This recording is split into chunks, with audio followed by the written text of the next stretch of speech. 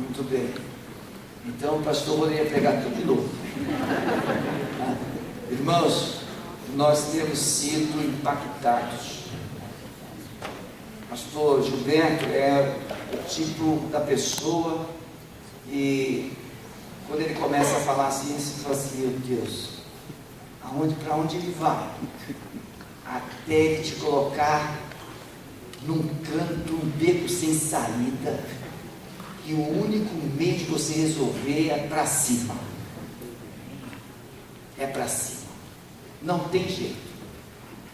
É assim que Deus usa um homem cheio da graça, que tem sido instrumento do Senhor, tem sido instrumento de Deus nas suas mãos. Nós temos sido impactados. Na sexta-feira, ele contou o seu testemunho como base daquilo que ele está nos falando, porque somente pela misericórdia, pela graça, é que você se tornou no que é. Alguém daria alguma coisa por ele nas ruas de Petrópolis? Nada. Até 18 anos era uma moeda perdida, né? Era uma moeda perdida, e o Senhor mandou passar a vassoura e trazer a moeda de volta. E Deus já o levou a 43 países, 49 países. Ele tem sido um instrumento nas mãos do Senhor. Ele é o diretor geral, operacional de toda e pastoral de toda a liderança da Jocum no Brasil. O pastor Cote, que esteve aqui conosco já algumas vezes, e vocês tanto gostam dele, está debaixo do cajado dele, viu? Então por aí vocês veem que o homem não tem muita pinta não, mas o cara é brabo, né? O cara é brabo. Ele vem com essa carinha de humilde assim, mas o cajado é grande. E nós louvamos a Deus porque é melhor não ter aparência de que é, e quando a gente ouve, é mais do que aparenta ser. Então diga assim: Senhor, eu quero, Senhor, eu quero ouvir a voz do Senhor. O teu filho, pastor Gilberto, será usado para falar da paz do Senhor ao meu coração, em nome de Jesus. Vai ser assim, amém? Amém. Apresenta a esposa, né? Porque ele não pode ficar sem apresentar a esposa. Jussara, minha amada, está lá naquele cantinho lá, ela não vai aparecer não. Mas olha, é uma mulher poderosa. Eu alcancei vitória no Espírito Santo. Ela é de lá, eu casei lá. E se você quer conhecer mais essa mulher que eu apresento de boca cheia, leia nosso livro Esdras, a história de um menino autista. Conta muito da nossa história, nossa trajetória no ministério e principalmente como lidar com a graça de Deus com uma criança especial. Então você pode adquirir lá atrás, está sendo oferecido. Irmãos,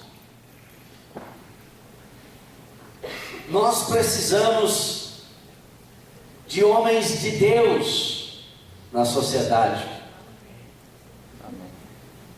É ou não é? Então tem um ministério aqui na terça-feira, né, pastor Lucas?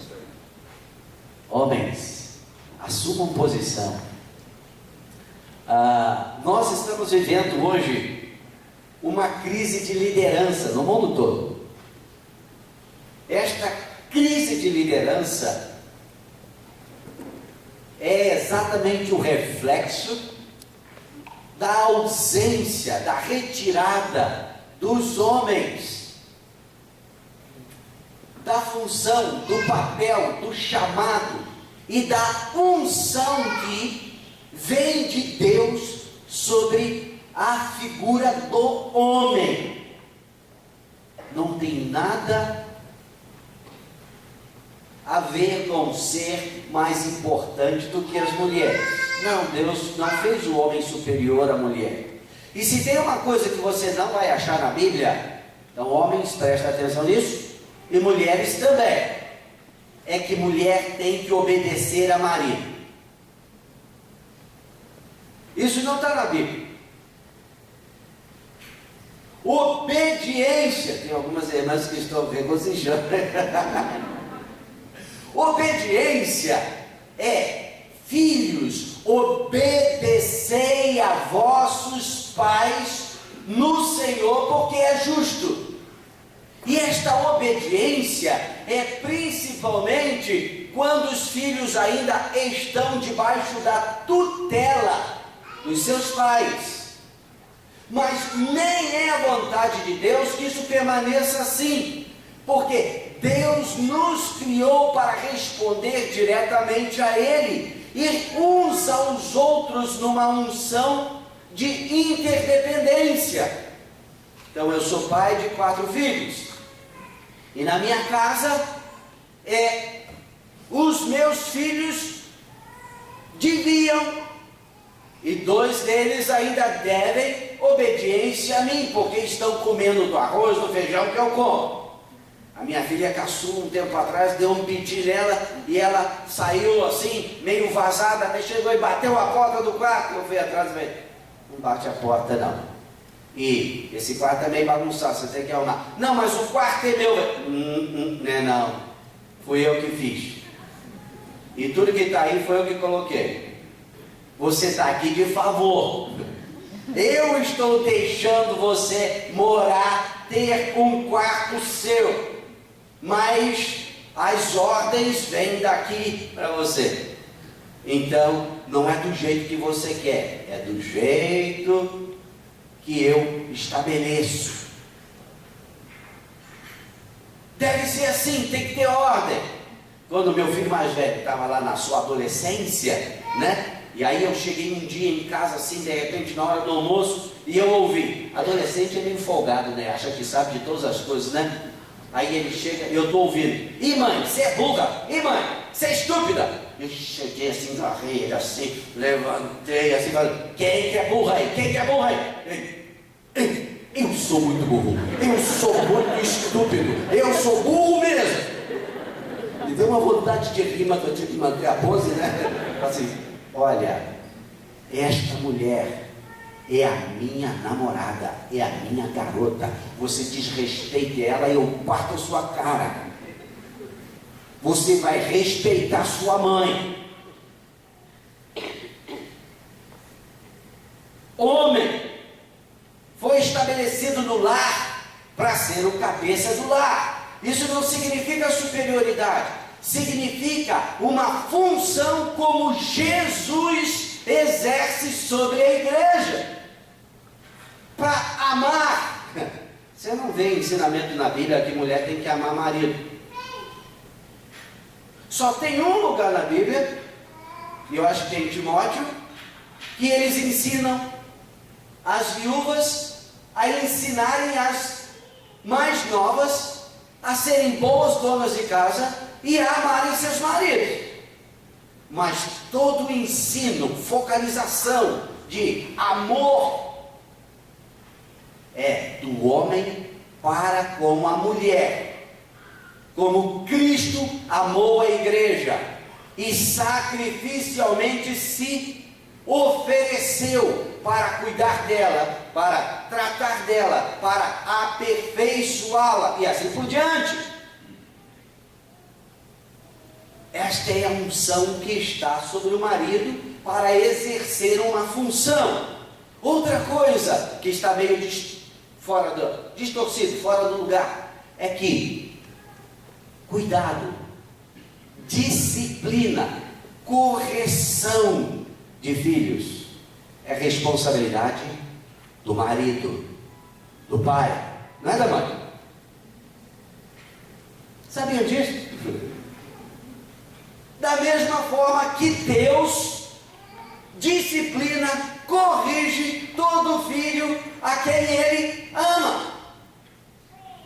Você pode observar o seguinte: ainda aqueles casos que a criança tem algum tipo de disciplina, algum tipo de correção, e geralmente vem por parte da mãe, é assim: olha, eu estou te falando, eu já te avisei, você me obedece, menino, fica quieto, olha, vou contar até 3, 1, 2, 2,5. E quando a coisa não dá mesmo certo, aí o que vem na mão às vezes costuma criar asas, voar, né? E assim por diante. E quando a coisa esquenta mesmo, aí sai um chorando para um lado, com raiva, e a mãe chorando para o outro. O pai só precisa assim, a criança. Porque tem uma unção para a função. Hoje disse que mulheres envelhecem mais rápido. Vou dizer, sabe por que isso acontece? Porque ela recebe uma carga de estresse emocional por ter que fazer o trabalho do maridão que não está fazendo nada. Aí, claro, tem um desgaste físico maior. E aonde fica aquela palavra lá em Efésios que diz: para apresentá-la a si mesmo, igreja gloriosa, sem mácula, nem ruga, porém santa e sem defeito. Se há uma coisa que o diabo tem feito, e tem feito um excelente trabalho, é tirar o homem da sua função, julgando-o para escanteio. O diabo tem feito um bom trabalho. Por causa disso, nós temos uma imagem negativa a respeito de Deus. Porque os homens deixaram de ser maridos e deixaram de ser pais responsáveis. E o que tem de pessoas que têm o coração ferido em relação à paternidade, que precisam de cura. Agora imagine quando tem que encarar Deus e chamá-lo de meu Pai que está nos céus. Quando toda a experiência que ele teve com paternidade é negativa. Pai que devia proteger, abandonou. Nós descobrimos com muita tristeza, principalmente eu, cuidando de nosso filho autista, que nas reuniões de apoio de autismo que íamos, eu era o único homem. Só tinha mulher, desesperada, sem saber o que fazer, procurando algum tipo de ajuda, alguma creche, alguma instituição que recebesse seus filhos. Isso é muito comum de acontecer. Os maridos vazam e as mães encarregam-se de levar avante a família. É hora de nós nos levantarmos como igreja e orar contra essa potestade das trevas que tem minado, destruído na cabeça, na alma, no coração dos homens, tirando-os do papel de servo líder que Deus o constituiu para ser. E porque isso tem acontecido no mundo, a família, a sociedade se encontram à deriva, porque tem faltado direcionamento correto. A mulher, ela funciona dentro da unção, da capacidade de autoridade delegada. Muito tempo atrás, eu ainda era menino, pequenininho, eu tenho 55 anos.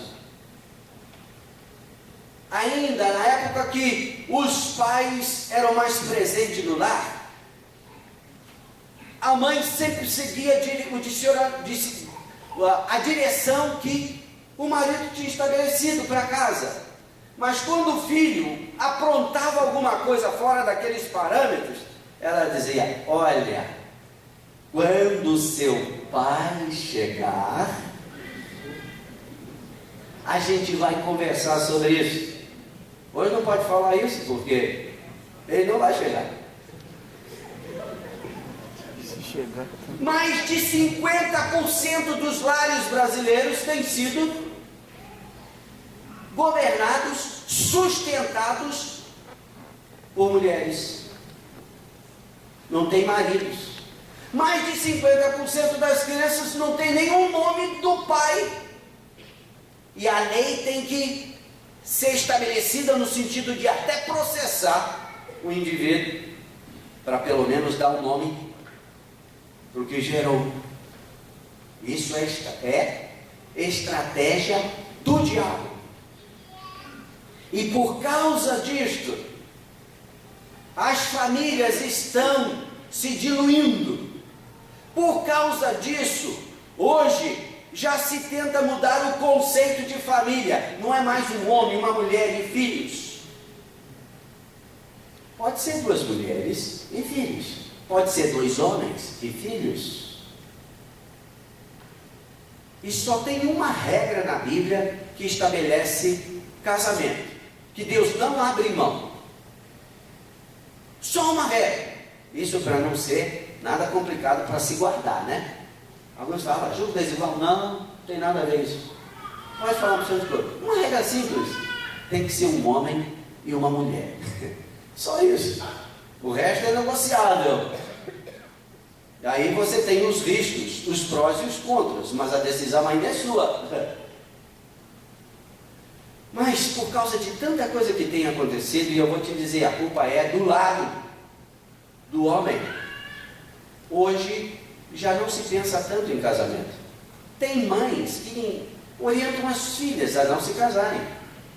Tem mães que dizem, olha, estuda, arranja toda a sua plataforma de vida financeira para você não ficar dependente de homem algum.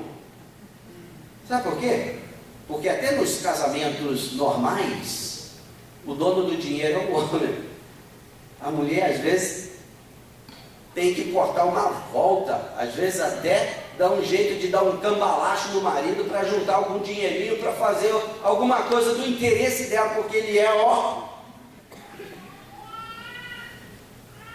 pecado. Porque se é uma só carne, tem que ser também, ou ter também uma só bolsa. Se nós queremos um avivamento espiritual, temos que botar a casa em ordem. Deus precisa soprar com seu espírito sobre a igreja e restaurar o papel do homem na sociedade, na igreja, no lar. Hoje, os sociólogos dizem que a porta de passagem para maturidade social tem sido a paternidade. Antes terminou o ensino médio, em muitos casos, o primeiro emprego, depois terminou a faculdade, ou o casamento.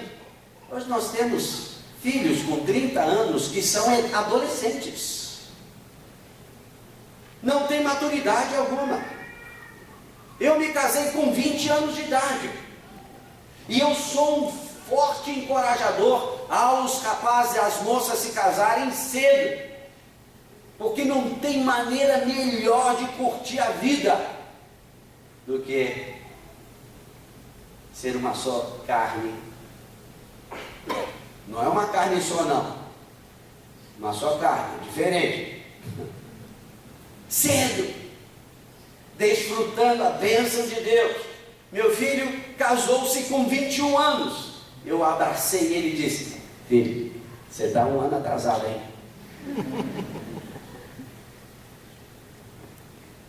Ele já tem 4 filhos.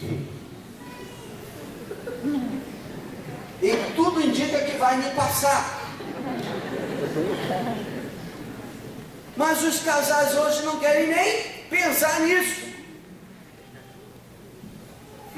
É engraçado que dão muito mais atenção às coisas deste mundo do que o relacionamento. Aí, filho já não é mais uma questão se Deus quer ou não, é se eu quero e eu não quero. Aí quando passa dos 30, aí vão pensar. Aí a máquina já está meio estragada, já não funciona direito. E tem que, cortar uma volta de trabalho para fazer o negócio engatar, né? Aí de repente, glória a Deus, aleluia, testemunho, ficou grávida. Aí veio o primeiro, né? Sabe qual é o principal ingrediente para a educação ou criação de filhos? Conhecer a Bíblia? Não. Amor? Também não. Vou dizer. Energia. Porque criança tem energia com força. E eles cortam um lado para o outro, para tudo quanto é lado, e o pai, a mãe tem que estar ali. Se tem uma coisa que os pais detonam logo no início, é aquilo que Jesus diz que nós não devemos abrir mão. Seja a tua palavra, sim, sim, não, não. O que diz o passado? Vem do maligno. Os pais detonam com isso logo no início e perdem a autoridade. Por quê? Educar dá trabalho, precisa de tempo, precisa de firmeza. A estrutura da educação de uma criança está aqui, amar, ensinar, dar exemplo com a vida e, se necessário, corrigir.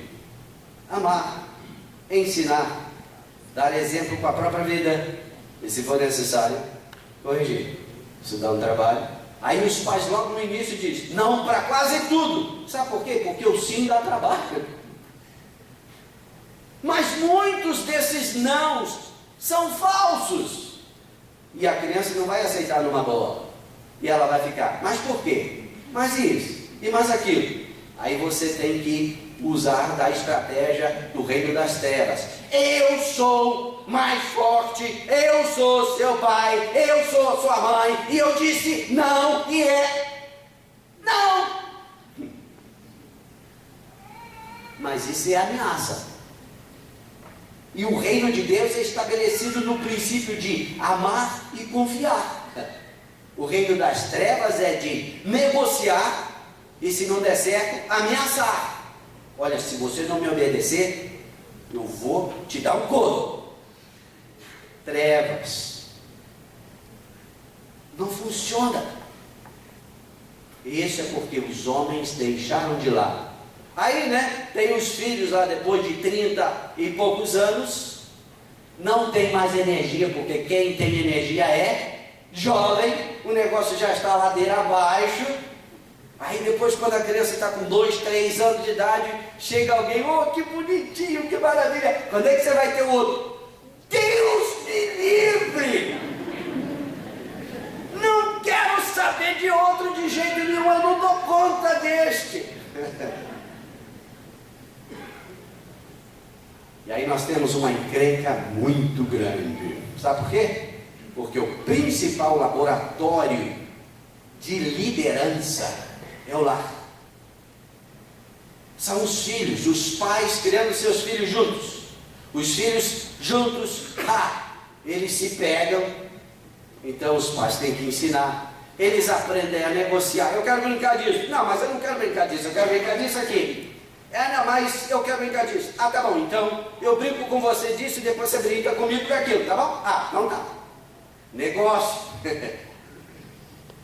Tem que aprender a perdoar. Aí, se a coisa esquenta, vem a mãe, vem o pai, pede perdão pro seu irmão. Não peço. Pede, não peço. Ou então você vai lá pro quarto, a gente vai conversar lá. Me perdoa. Ensinar, a estabelecer a paz. Mas se tem uma coisa que é uma encrenca contrária a tudo aquilo que a Bíblia nos ensina, é uma criança que não tem ninguém com quem compartilhar a vida. Tudo é em torno dela. Tudo é feito para ela. Ela se torna a rainha, o rei da casa. Domina 100%. Pai, mãe, tio, tia, avô, avó. Todo mundo está ali para fazer a sua vontade. Que líder essa pessoa vai ser no futuro? vai achar que todo mundo tem que viver em função dela.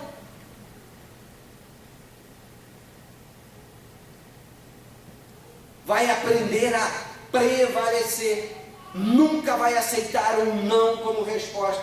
Se for necessário, saca de uma arma e ameaça. No trânsito, no emprego, uma vida centrada em si.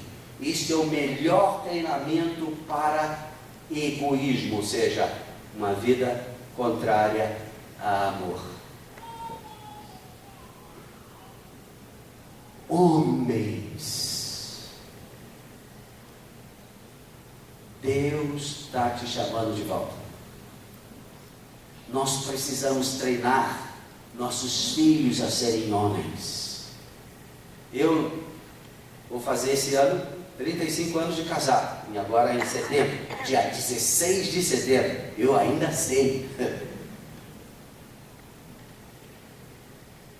Eu lamento por aqueles que não são casados, porque se tem uma coisa boa, é esse negócio chamado casamento. Agora, muitas mulheres gostariam de se casar, mas não conseguem.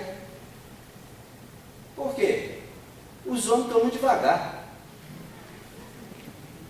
Então, mulher que não se casa, na maioria dos casos, é porque não tem opção. Mas homem tem opção de sobra. Pode escolher de A a Z. Mas por que não faz isso? Porque, primeiro, o diabo não quer que você assuma esse papel. Segundo, casamento ou relacionamento desse naipe, dessa natureza, requer responsabilidade.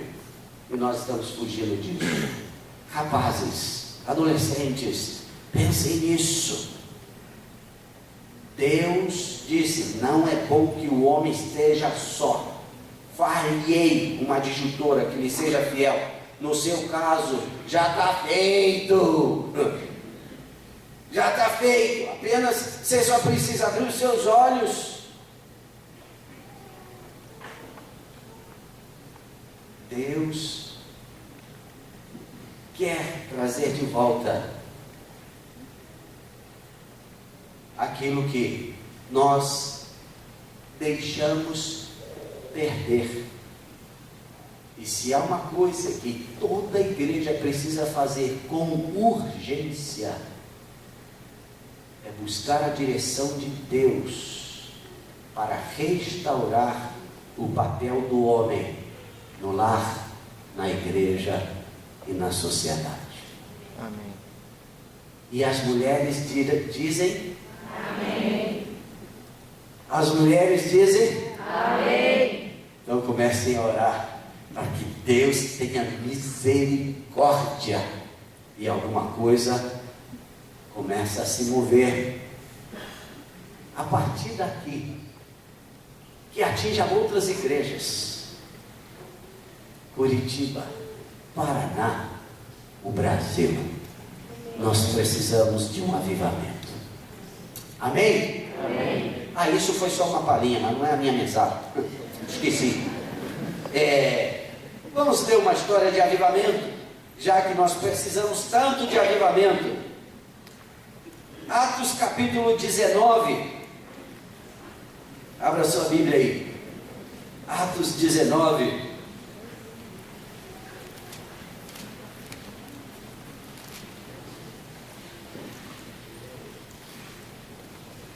Diz assim: aconteceu que, estando Apolo em Corinto, Paulo, tendo passado pelas regiões mais altas, chegou a Éfeso, e achando ali alguns discípulos, perguntou-lhes: recebestes porventura o Espírito Santo quando crestes?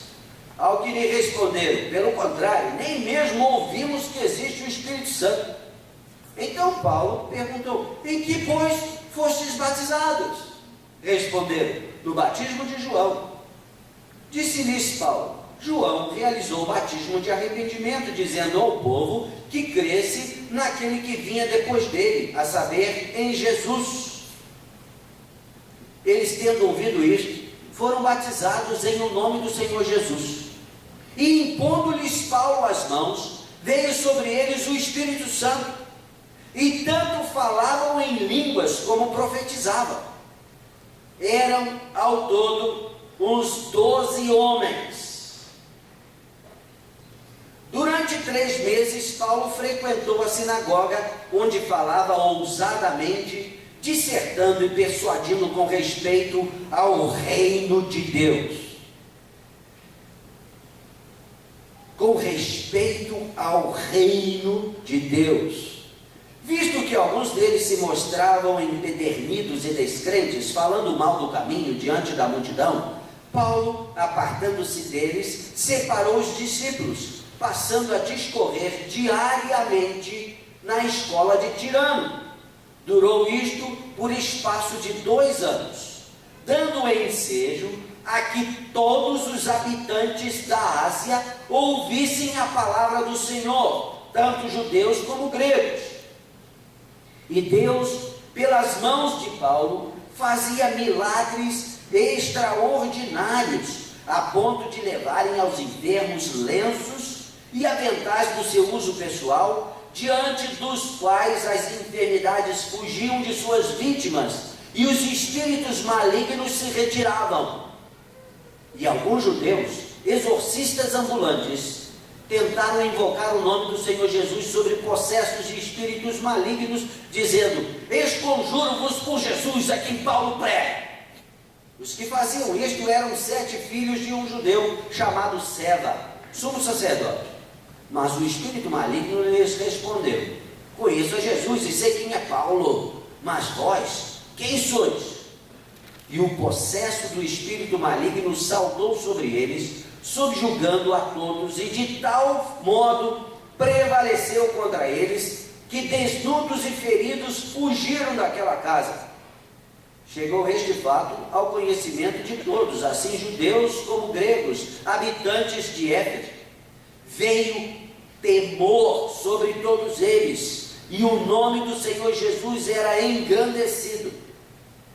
Muitos dos que creram vieram, confessando e denunciando publicamente as suas próprias obras. Também muitos dos que haviam praticado artes mágicas, reunindo seus livros, os queimaram diante de todos. Calculados os seus preços, achou-se que montavam a 50.000 denários. Assim a palavra do Senhor crescia e prevalecia poderosamente. Irmãos, isso aqui dá pano para manga para a gente meditar. Se há uma coisa que nós estamos precisando de uma maneira muito forte, nos dias que nós estamos vivendo hoje, é um avivamento espiritual. Hoje de manhã eu terminei a palavra falando um pouquinho a respeito de graça e de misericórdia. Como que graça e misericórdia se tornaram sinônimas em conceito para a igreja hoje. As pessoas acham que graça e misericórdia é a mesma coisa e vivem desta forma, mas não é. São conceitos opostos. Graça é mais comumente recebida, ensinada como perdão de pecados. Mas a graça é estabelecida na Bíblia, ensinada na Bíblia, na palavra de Deus, não simplesmente como perdão de pecados, mas como um dom de Deus sobre nós, que nós nem merecemos, como fruto do amor dele e também como o resultado da intenção dele eterna, desde o início e para toda a eternidade, de que nós vivamos em comunhão, em relacionamento com ele. O texto mais citado sobre a graça é Efésios capítulo 2, verso 8, que diz: pela graça sois salvos. E a meditação para aí. E as pessoas entendem a graça apenas como perdão dos pecados. Mas, quando nós olhamos os evangelhos, está escrito lá que Jesus crescia em estatura, em sabedoria e graça diante de Deus e dos homens. Jesus nunca precisou de perdão de pecados. Ele, segundo Adão, como é nos mostrado na palavra, veio, viveu entre nós, sofreu as coisas que nós sofremos, passou por tribulações como nós passamos, mas nunca pecou. Porém viveu como homem, 100% homem, porém cheio do Espírito Santo de Deus, que é a marca da graça de Deus sobre a vida de uma pessoa. Aleluia.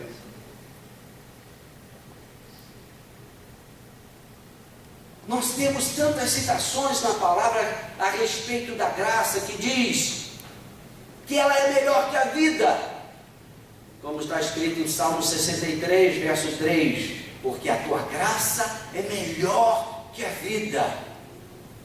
Salmo 84, 11 diz: porque o Senhor Deus é sol e escudo, o Senhor dá graça e glória.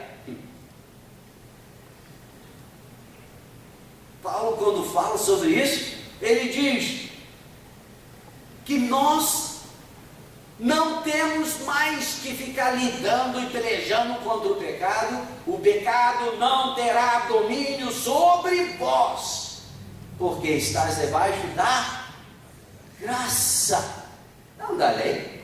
Hoje nós explicamos muito, eu espero que tenha sido um pouco claro a respeito de lei, ou o que a Bíblia nos mostra, que é na realidade amor, atitude de amor. Então nós não estamos debaixo de pecado algum, mas da graça. Também diz: onde abundou o pecado, superabundou a graça. E nós temos tanto encorajamento na palavra de Deus a respeito do que é a graça de Deus para nós. Mas hoje as pessoas acham que você pode viver da maneira que você quer viver, satisfazer todos os seus desejos, que é egoísmo, porque a graça compreende, a graça cobre todos os pecados. Eu vou te dizer, não é assim não. Isto é o conceito de misericórdia, que é o contrário de graça. Se graça é você receber algo que você não merece, é dom de Deus, não de obras para que ninguém se glorie. Misericórdia é o contrário, é você não receber algo que você merece. E os efeitos são também contrários. A graça de Deus atrai a presença de Deus sobre nós. A graça de Deus inunda o ambiente, transformando esse ambiente em uma atmosfera sagrada, santa, pura, onde pecado não acha espaço para ficar, onde espíritos imundos não têm como penetrar. Eles somem, desaparecem, porque não há como haver comunhão entre luz e trevas. E a graça de Deus é a manifestação da luz de Deus, da pureza de Deus, da presença de Deus, a santidade de Deus. Já a misericórdia não atrai a presença de Deus, pelo contrário, afasta. Quando alguém clama por misericórdia, ele próprio já sabe que está errado, que já pisou na bola, que já está agindo, vivendo de forma contrária ao esperado. A sua própria consciência o condena. E Deus estende misericórdia, isso significa lhe dar tempo, posterga o juízo, coloca para frente o juízo, lhe dando tempo para que ele possa pensar, pesar as suas atitudes e, quem sabe, ter um quebrantamento, um arrependimento genuíno que gere nele uma conversão, que é voltar atrás dos seus caminhos, onde ele vai encontrar a graça de Deus. Mas para estender misericórdia, Deus tem que se afastar.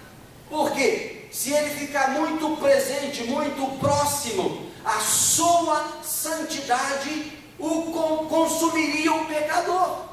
Ele é fogo consumidor. Lembra de Moisés, quando estava intercedendo pelo povo que havia pecado vergonhosamente, e Deus falou: ok, Moisés, eu vou aceitar a sua intercessão, mas eu não posso subir no meio do povo, não posso andar no meio do povo, porque senão eles serão consumidos. E Moisés: se o Senhor não for conosco, eu não arredo o pé desse lugar. Mas Moisés, se eu for no meio de vocês, esses pecadores serão consumidos. Que sejam, mas eu não abro mão disso. Eu não saio daqui desse lugar, se o Senhor não for conosco. Sábia decisão de Moisés. Muitas pessoas pereceram. Quando nós olhamos Atos capítulo 5, que fala a história de Ananias e Safira. Sabe, Ananias e Safira expiraram na presença de Deus por darem oferta. Olha, dar oferta pode ser perigoso. Ou seja, eles maquinaram entre eles, marido e mulher, um plano. Olha, vamos tentar sair bem na fita aqui. Você viu lá o que aconteceu com Barnabé? Ele vendeu um campo, vendeu uma propriedade, pegou dinheiro, colocou tudo aqui, né? E o povo gostou, Deus abençoou, não sei o que. Vamos fazer a mesma coisa, mas vamos reservar parte, vai que esse negócio não dê certo, né? Então a gente vai ter uma reservazinha lá. Mas a gente fala aí para o povo que é tudo que a gente tem. Beleza? Beleza. Aí, chegaram lá. Puxa vida, eles estavam, né, parecendo ser generosos. E Pedro falou assim: realmente você vendeu aquela propriedade por esse preço? E ele: sim, por esse preço. Por que você abriu espaço no seu coração para você mentir? Você não está mentindo para Deus, para nós, está mentindo para Deus. Agora preste atenção: quem foi que te disse que você era obrigado a dar qualquer coisa ou vender qualquer coisa? Você não precisava fazer nada disso. Mas por que você acalentou essa mentira? Não teve argumentação nenhuma. Caiu em conta. Por quê? Era um ambiente de graça. Ali estava cheio da graça de Deus. A presença de Deus estava ali. Não tinha espaço para pecado nenhum. Agora prestem atenção. Vamos supor que a graça de Deus, a presença de Deus esteja aqui da mesma forma e intensidade. Qual o melhor negócio que alguém poderia criar, começar aqui na igreja? Vou dizer, casa de vender caixão. Seria o melhor negócio.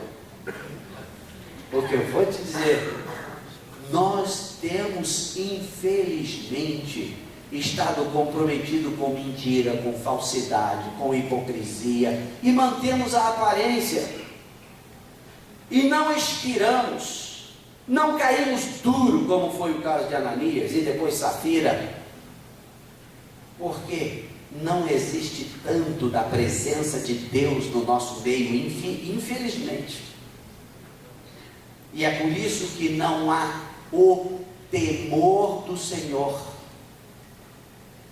E o que é o temor do Senhor? É uma atitude de amor, de honra, de respeito, de reverência, que faz com que uma pessoa se afaste de qualquer coisa que possa gerar descontentamento, tristeza, desapontamento ao coração de Deus, do seu Pai, do seu Senhor, do seu Salvador. Não, infelizmente, hoje as pessoas falam, não, eu vou aprontar, depois, antes da Santa Ceia, eu peço perdão. E eu sei que a misericórdia do Senhor é grande, mas tem um preço muito alto. E a história que nós vemos aqui, em Atos 19, é a história de um avivamento. Primeiro, é impossível viver o ambiente da graça de Deus sem a presença direta do Espírito Santo. Não tem jeito. É o Espírito Santo que gera em nós poder, capacidade, ousadia, unção de atrair a glória de Deus. Sem o Espírito Santo não tem jeito. E Paulo já foi direto ao assunto. Recebeste o Espírito Santo quando crestes? Eles disseram, pelo contrário, nem mesmo ouvimos que existe o Espírito Santo. Aí Paulo doutrinou-os no Espírito Santo, na pessoa do Espírito Santo, que Jesus disse, olha, eu vou, mas não vou deixá-los órfãos ou sós, eu enviarei o Espírito Santo, e recebereis poder, ao descer sobre vós o Espírito Santo, e ser-me-eis testemunhas, tanto em Jerusalém, como em toda a Judéia, Samaria, e até os confins da terra. Não tem jeito da igreja ser relevante no seu local, na sua cidade, no lugar onde ela está, sem o Espírito Santo. Você pode ter os melhores programas, pode ter os experts na área de planejamento e ser estratégico, não tem jeito, é só pelo poder do Espírito Santo, e nós precisamos ser cheios do Espírito Santo. Se você não aprendeu isso, está na hora de você dobrar o seu joelho e dizer, Deus tenha misericórdia de mim, irmão, imponha sobre mim suas mãos, eu quero ser cheio do Espírito Santo. E aqui o que diz? Impondo-lhes Paulo as mãos, veio sobre eles o Espírito Santo, e tanto falavam em línguas como profetizavam. Eram homens que estavam ali, e eram poucos, eram ao todo uns 12 homens. Onde estão os homens? Veja a reunião de oração. Quantos homens frequentam reunião de oração? É um gato pingado, né? Um pouquinho, um punhadinho de gente, geralmente mulheres. Como nós precisamos ser despertados. Aí Paulo ficou ali com eles, discipulando aquele grupo, foi para a sinagoga, que era um lugar óbvio, né, de se encontrar com os irmãos e tudo, e ali diz que ele discorria, ele persuadia, né, pela palavra, pela sua eloquência, a respeito do reino de Deus. Hoje as pessoas têm pregado um evangelho centrado no homem, um evangelho de Deus quer te abençoar, Deus quer fazer você feliz, Deus quer te prosperar. Olha, não é mais a minha vontade, é a vontade dele. Eu morri ao aceitar Jesus, a assumir essa função de salvo. Então não é mais a minha vontade, é a vontade dele. Eu não tenho que estar ali lutando, batalhando para ser bem sucedido neste mundo. Isso seria uma consequência natural, automática, de se andar com aquele que tem todo o poder nos céus e na terra. Eu não tenho que buscar isso. Vai vir automaticamente sobre mim, para os meus, porque eu estou andando em obediência à sua palavra. Então, existe um foco diferente. O foco não é o reino de Deus, é o meu reino. Seja feita a minha vontade aqui na terra, em todo lugar. No céu eu não estou interessado. Mas a oração que Jesus falou que nós devíamos pensar é: venha o teu reino, seja feita a tua vontade aqui na terra, através da minha vida, assim como ela é feita nos céus. Pergunte para o seu irmão: você sabe como é que a vontade de Deus é feita nos céus? Porque se ele não sabe, se você não sabe como que a vontade de Deus é feita nos céus, como que você vai saber se ela está sendo feita aqui na terra? Não tem jeito, a comparação é essa. Mas a questão é que lá no céu não tem ninguém que ouse desobedecer a Deus. Não tem ninguém lá nos céus que ouse argumentar com Deus. Não tem ninguém lá nos céus que não esteja 100% comprometido em: seja feita a tua vontade, não a minha. Então, a vontade de Deus só pode ser feita aqui na terra se nós estivermos também 100% comprometidos com a vontade dele. É dessa forma. Aí Paulo viu que não estava dando muito certo lá na igreja, saiu e falou: esse negócio aqui é malhar e enfiar o filho. Porque esse povo não está interessado no reino de Deus, está interessado no seu próprio. Vamos sair fora. Então, saiu e ele alugou um salão, alugou um local, e aqui diz que passou a discorrer diariamente nesta escola que é chamada, conhecida como Escola de Tirano. Isso, se você ler algum material paralelo, você vai ver que acontecia diariamente, das 11 da manhã às 4 da tarde. Todos os dias Paulo estava lá, de 11 da manhã às 4 da tarde, ensinando sobre o reino de Deus, pregando, E o que diz aqui? Durou isso por espaço de 2 anos, dando ensejo a que todos os habitantes da Ásia, não foi apenas na Turquia, em Éfeso, mas todos os habitantes da Ásia ouvissem a palavra do Senhor, tanto judeus como gregos. Mas por quê? Paulo era um excelente orador? Olha, era um cara culto, era um doutor, nesse contexto, tinha realmente conteúdo, valia a pena gastar tempo com ele. Às vezes era meio enfadonho, porque tanto que uma pessoa dormiu lá e caiu de segundo. Então, às vezes ele falava demais, igual eu acho que mais ainda. Mas não era só isso, é porque naquele lugar onde Paulo estava pregando, existia uma atmosfera cheia da glória de Deus, cheia da graça de Deus. E Éfeso era um polo internacional, era um local de afluência de todas as cidades, era um polo comercial, cultural, e muita gente de outros lugares vinha. E a notícia se espalhou: olha, está acontecendo um movimento lá em Éfeso, tem um cara chamado Paulo, e junto com outros discípulos, eles se reúnem num tal lugar assim, e acontece cada coisa lá que você tem que ver para crer.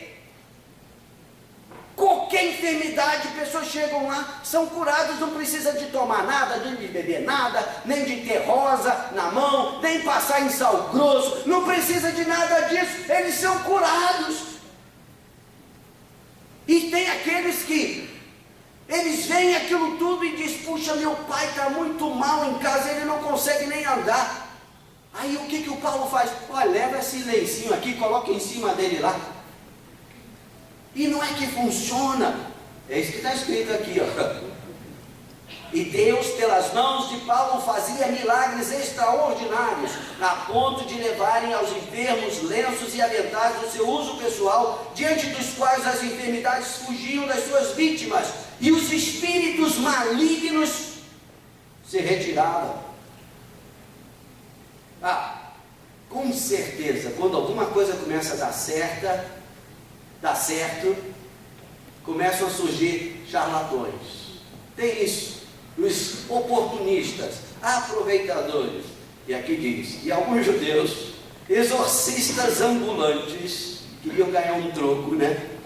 Tentaram invocar o nome do Senhor Jesus sobre possessos de espíritos malignos, dizendo: esconjuro-vos por Jesus, a quem Paulo prega. Eu posso até ver a cena, né? Os que faziam isso eram 7 filhos de um judeu chamado Sela, sumo sacerdote, ou seja, os caras tinham conhecimento, eles tinham sido treinados pelo próprio pai dentro desse contexto religioso, né? Mas o espírito maligno lhes respondeu: conheço a Jesus, e você também quer Paulo, mas vocês, quem são? E diz aqui que o processo de espírito maligno soltou sobre eles, subjugando a todos, e de tal modo prevaleceu contra eles, que desnudos, ou seja, rasgados, feridos, fugiram daquela casa. Não há como você brincar onde existe o ambiente da graça, do poder, da unção, da presença de Deus. Não é uma boa ideia brincar. Eu me lembro de uma família que fez um bom trabalho aqui no Brasil e em vários lugares do mundo. Ele se chamava Rex Humber e a sua família. Eles foram assim, quase que os pioneiros nesta área do evangelho, pela televisão, em estádios e pregando e tudo. Uma família de santos. E eu ouvi que num determinado lugar que eles estavam, pregando sobre o poder de Deus, sobre salvação, sobre cura, e Deus fazia muitos milagres. Um grupo de incrédulos, de médicos, assim, nós vamos desmascarar, arranjar um jeito de acabar com essa façanha, com essa farsa desses homens aqui. Então eles trataram entre si lá, que um ia fingir de aleijado, e na hora da oração ele iria ser levado lá de cadeira de roda lá na frente, e depois da oração ele sairia pulando, né, assim, glória a Deus, aleluia, eu fui curado. Aí depois os outros médicos iam lá atestar que ele não tinha nenhuma enfermidade, não era aleijado, coisa nenhuma, e isso depois divulgado pelos jornais e tudo, E eles fizeram isso. Só que quando esse homem foi, houve um peso tão grande, um silêncio quase que mortal, e de repente esse homem começou a pular, a saltar, e os outros chegaram e pum, caíram mortos na frente de todos. Não há lugar para charlatões onde existe a graça de Deus, a presença de Deus, a unção de Deus. E como diz aqui, chegou este fato ao conhecimento de todos, assim judeus como gregos, habitantes de Éfeso. Ou seja, alguém colocou no Facebook lá, alguém googou isso lá, botou lá na rede de relacionamentos, né? Logo todos ficaram sabendo.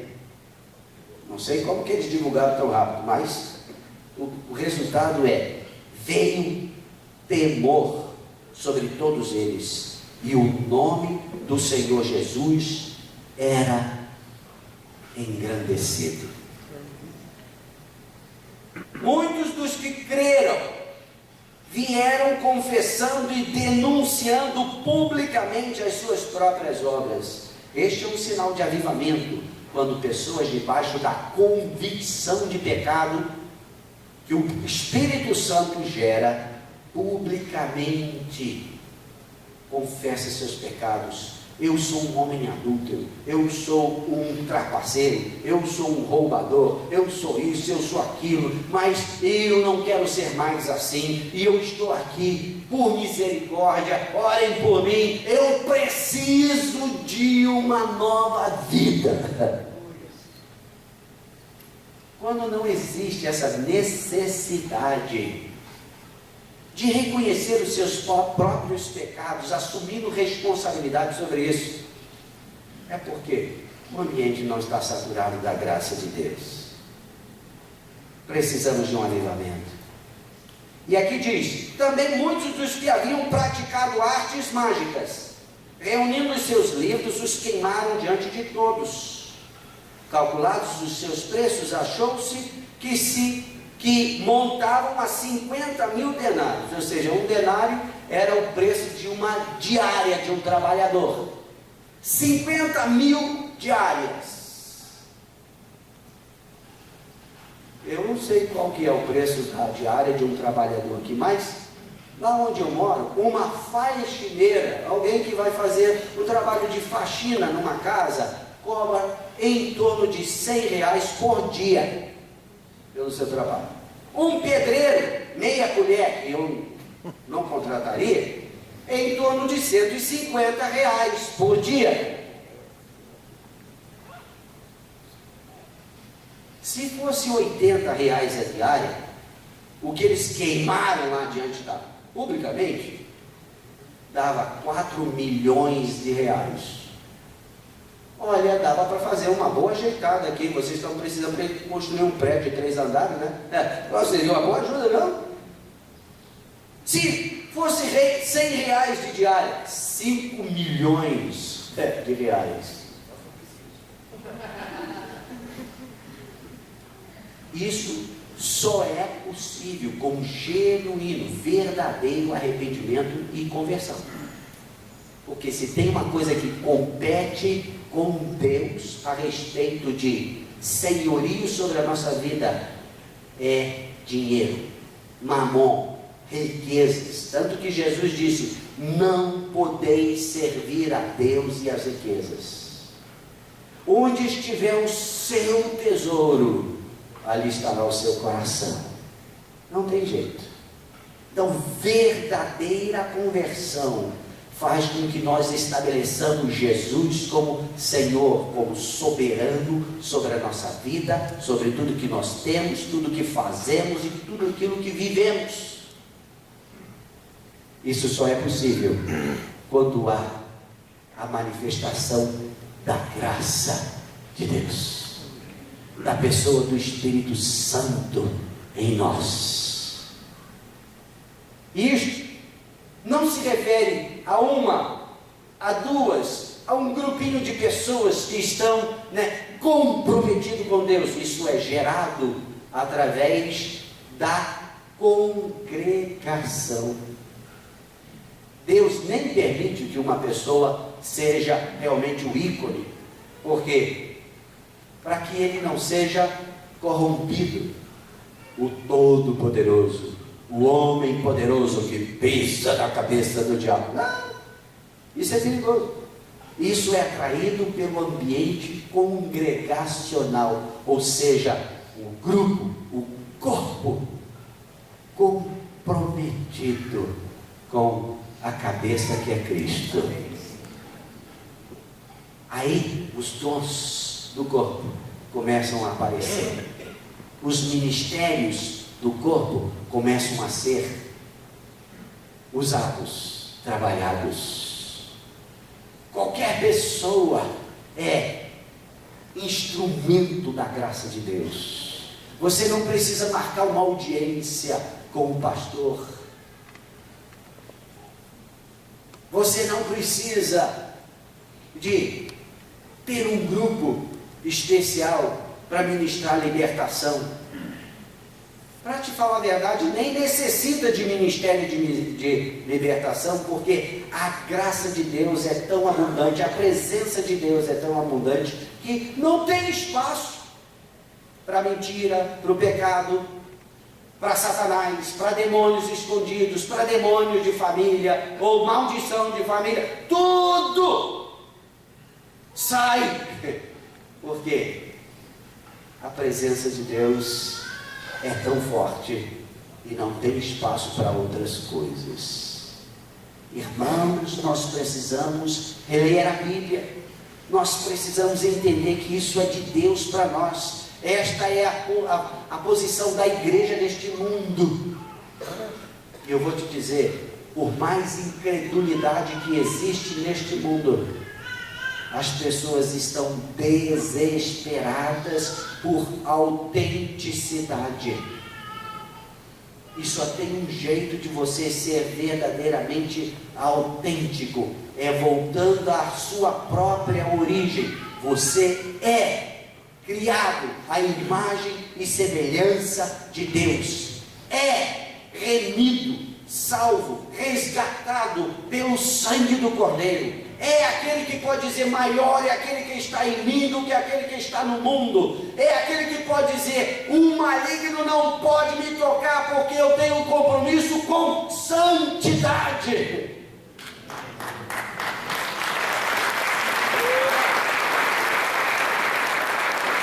Quando isso é incorporado na igreja, você não precisa tocar trombeta na televisão, na internet ou qualquer coisa, não precisa nem botar placa ali na frente.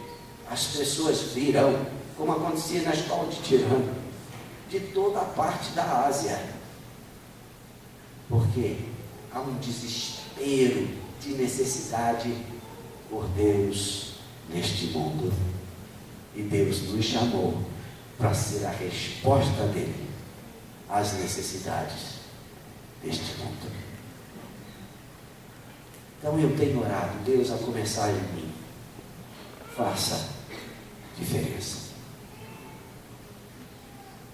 Eu tenho buscado de todas as formas a compartilhar, contagiar, a inspirar aqueles que se prestam a me ouvir, às vezes é complicado, para se posicionarem como homens, como mulheres.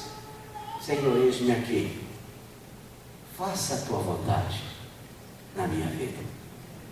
Como Paulo disse: não sou eu mais quem vive, mas Cristo vive em mim. Amém. E este viver que agora tenho nesse corpo, nessa carne, vivo pela fé no Filho de Deus, que me amou e assim mesmo se entregou por mim.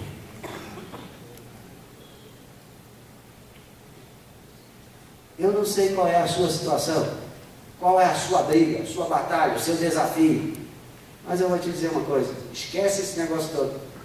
Isso não deve ser a razão, o motivo pelo qual você está aqui.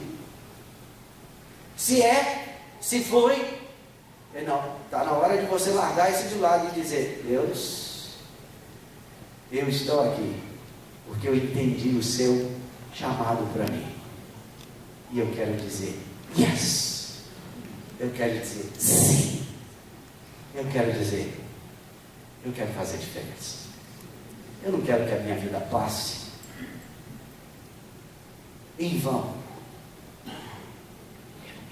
Mas, como meu filho Esdras, autista, ele escreveu o último capítulo do livro, e ele termina dizendo: houve um homem chamado por Deus, cujo nome é Esdras. Referindo-se ao versículo que está lá em João 1,6. Houve um homem chamado por Deus, cujo nome era João. Ele se colocou lá e disse: houve um homem chamado por Deus, cujo nome é Esdras. Caramba, que ousadia! Caramba, que orgulho para um pai! E é o que Deus espera ouvir de você, filho, filha. Há um homem, há uma mulher chamado por Deus para fazer diferença neste mundo, nessa geração, neste ano 2014, cujo nome é você. Que o Senhor nos abençoe. Amém. Pastor.